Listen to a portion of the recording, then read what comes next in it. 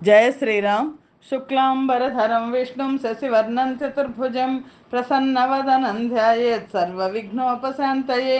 रामाय रामभद्राय रामचन्द्राय वेधसे रघुनाथाय नाथाय सीताय पतये नमः।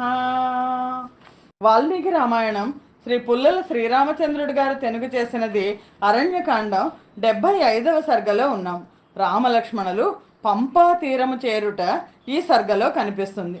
శబరి తన తపోబలము చేత స్వర్గమునకు వెళ్ళిన పిమ్మట శ్రీరాముడు సోదరుడైన లక్ష్మణునితో ఆలోచించెను. శ్రీరాముడు మహాత్ములైన ఆ మునీశ్వర్ల ప్రభావమును గూర్చి లక్ష్మణునితో ఇట్లు పలికెను. లక్ష్మణ, పవిత్రములైన హృదయములు కల మహర్షుల ఆశ్రమమును చూచినాము. ఇచ్చట పెద్ద పులులు, భయము లేని లేళ్ళు, అనేక విధములైన పక్షులు సుఖముగా జీవించుతున్నవి. ఈ సప్తసాగర తీర్థములో స్నానము చేసినాము. యథాశాస్త్రముగా పితృతర్పణములు కూడా చేసినాము. అశుభము నశించినది, కళ్యాణములు ప్రాప్తించినవి. ఈ యథార్థ విషయము చేత నా మనస్సుకు సంతోషము కలిగినది. శుభము రానున్నప్పుడు హృదయంకు తెలియచుండును కదా. పంపా సరస్సు వద్దకు వెళ్ళదము. ఆ సరస్సునకు సమీపమున్నే ఋష్యమూక పర్వతమున్నది. ఆ పర్వతం మీద సుగ్రీవుడు తన 4 అనుచరులతో నివసించుతున్నాడు. వానర శ్రేష్ఠుడైన సుగ్రీవుని చూడవలనని నాకు తొందరగా ఉన్నది. సీతాన్వేషణము అతని పైననే ఆధారపడి ఉన్నది. ఇట్లు పలుకుతున్న శ్రీరామునితో లక్ష్మణుడు ఇట్లనెను. నా మనస్సు కూడా తొందరపడుతున్నది. శీఘ్రముగా అక్కడికి వెళ్ళదము. పిమ్మట శ్రీరాముడు ఆ ఆశ్రమము నుండి బయలువెడలి లక్ష్మణునితో కలిసి అక్కడి నుండి పంపను చేరెను. దాని తీరములు, పంపానదీ తీరం, అనేక విధములైన వృక్షముల చేత, లతల చేత వ్యాప్తములై ఉండెను. అది తాగుటకు తగిన మంచి నీటితో నిండి ఉండెను. ఆ సరస్సులో మంచి సువాసన గల ఎర్రని పద్మములు, తెల్లని కలువలు, నల్లని కలువలు ఉండుట చేత అది వివిధ వర్ణములతో విచిత్రముగా ఉన్న కంబళి వలె ఉండెను. శ్రీరాముడు ఉదకముతో నిండిన ఆ పంపా సరస్సును దూరము నుండియే చూచి దాని సమీపమునందున్న మతంగ సరస్సు అని పేరు గల చెరువులో దిగి స్నానము చేసెను. శ్రీరామ లక్ష్మణులు సావధాన చిత్తులై తొందర లేనివారై ఆ వనములోనికి వెళ్ళిరి. మార్గ మధ్యమునందు పంపా సరస్సును, దాని పక్కనున్న వనమును చూచిరి. ఆ పంపా సరస్సునందు ఎర్రని పద్మములు, కలువలు, తెల్లని పద్మములు, ఎర్రని కలువలు ఉండెను.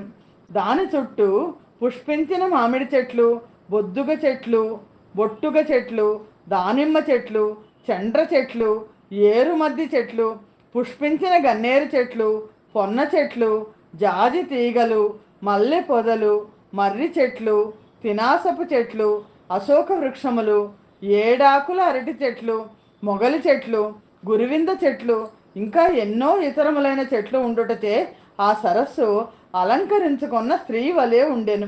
నెమళ్ల కేకాధ్వనులతో ఆ ప్రాంతము ప్రతిధ్వనించుతుండెను. కోయస్థిక పక్షులు, బెగ్గురు పక్షులు, చిలుకలు మొదలైన పక్షుల ధ్వనులు వినపడుతుండెను. వారు ఆ సరస్సు పక్కనే ఉన్న వనమును కూడా చూచుచూ ఆ వనములోనికి ప్రవేశించిరి. పిమ్మట ఆ శ్రీరాముడు చల్లటి నీటితో నిండి ఉన్నది, మంగళప్రదము, తిలక, అశోక, పున్నాగ, వకుళ, ఉద్దాల వృక్షములతో ప్రకాశించుతున్నది అయిన పంపా సరస్సును చూచెను.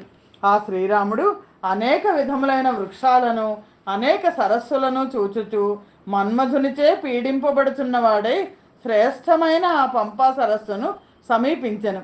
ఆ పంపా సరస్సు చుట్టూ పుష్పించిన వనములు ఉండెను.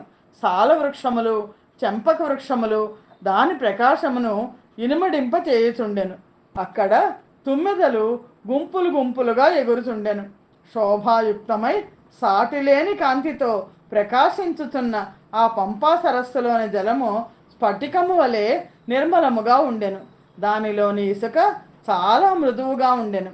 పద్మములతోనూ ఎర్రని కలువలతోనూ నిండి ఉన్న ఆ పంపా నదిని మరలా చూచుచు సత్యమైన పరాక్రమము గల రాముడు లక్ష్మణునితో ఇట్లు పలికెను.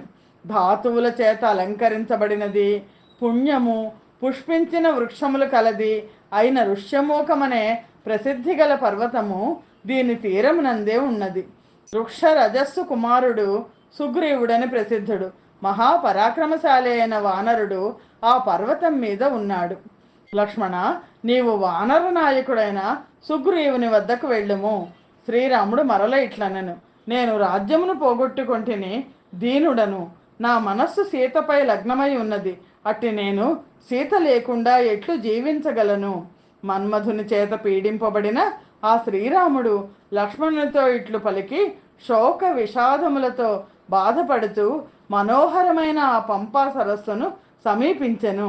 పిమ్మట శ్రీరాముడు చాలా దూరము నడవవలసి ఉన్న దీర్ఘమైన మార్గమును క్రమముగా నడిచి వనమును చూచుటకు మంగళకరములైన వనములు కలది, అనేక విధములైన పక్షుల సముదాయములు కలది అయిన పంపను చేరెను.